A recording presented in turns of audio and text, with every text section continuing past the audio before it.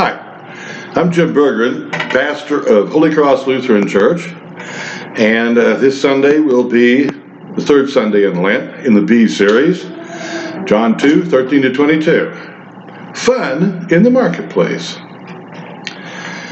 It's amazing that we only have little segments of 5 years, that's all, of the most influential life in history to look back on in our written literature. There's Jesus' birth year, his 12th year, and his 3-year ministry beginning around his 30th year. Many speculate about what happened in the span of time from 12 to 30 years of age in Jesus' life. Some have said he went to the Orient to study.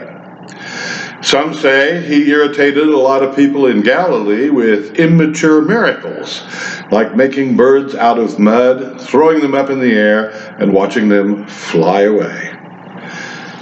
Or healing people he had injured in childish squabbles. Some claims in the Gnostic Gospel are fairly bizarre. Others have said that after the incident of being lost in Jerusalem and showing up in the temple, Mary and Joseph just grounded him for 18 years. But here's what really happened. Jesus started learning a trade at an early age, just like any other child. Carpentry, the family business, would have also included learning skills at stonemasonry. The family was in construction and contracting. There was a lot of building going on. Farms and the peasantry were rapidly being displaced by urbanization and the building of new cities like Sepphoris and Caesarea Philippi. Jesus and his clan or guild probably built expensive dwellings and their furnishings, as well as providing crosses for the Roman army to supply for the ongoing crucifixion of rebels. To survive, you had to cooperate, collaborate, and work with them. It was a tense world full of violence and anger due to the military occupation of Rome. Interference with the religious life of the Jews, it was commonplace. Political aspirations of Israel ranged from small guerrilla rebellions to the hope of a total revolution, overthrowing the masters of Rome. Poverty and death loomed. Like every other Jewish man, Jesus was radicalized and tempered in this environment. The second chapter of John details Jesus' public overtures and the beginning of his ministry. He had gathered some followers together, a core group of heavy hitters. They were strong men, simmering with the anger of occupied people, potentially violent. They went to Jerusalem for the Passover, where a public statement of mission would be staged for the huge Passover crowds at the temple.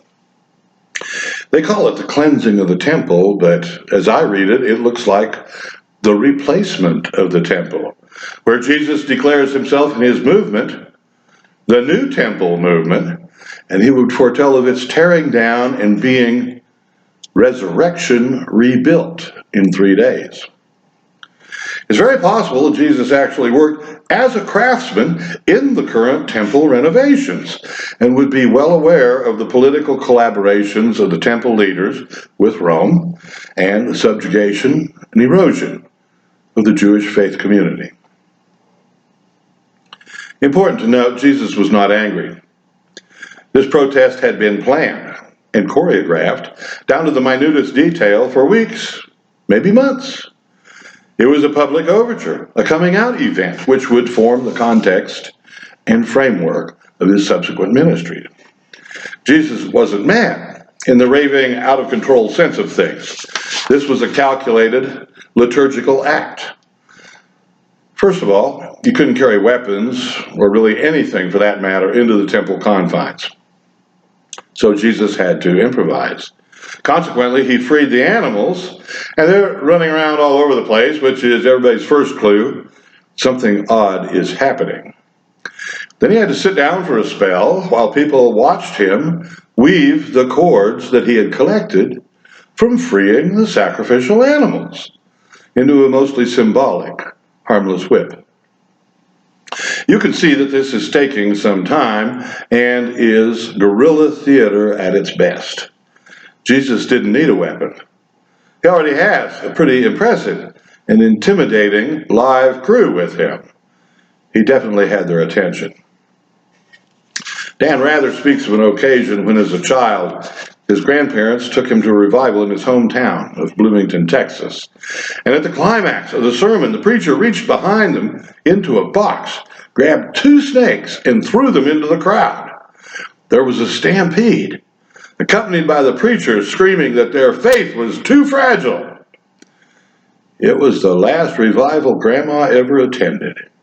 She just didn't see the point of the snakes. Although I was friends with Mr. King Snake in our barn for years, I wouldn't be throwing any snakes at you today. But you know what? Sure shake things up. Jesus had that effect on the religious establishment. He didn't miss Passover celebrations. People from all over the world would be there. It was exciting. It was perfect for gathering a crowd.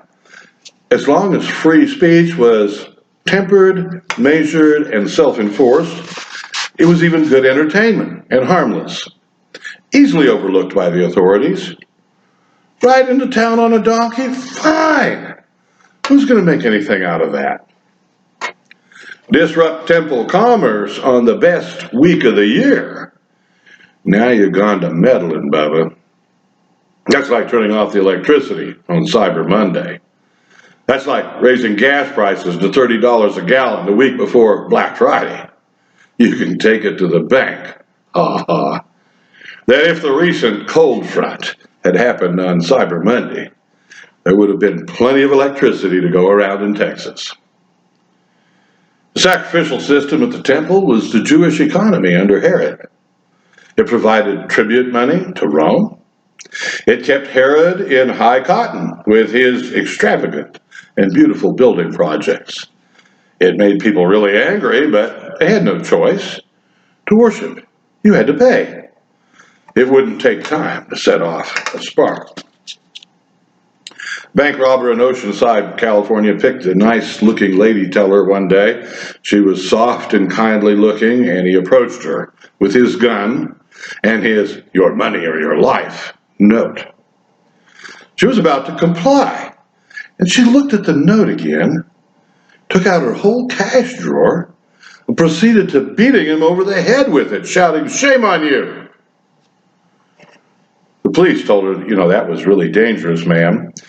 You could have gotten killed. You should have just given him the money. It was insured anyway. Why did you do such a rash thing? She said, well, in his note, there was a very naughty word.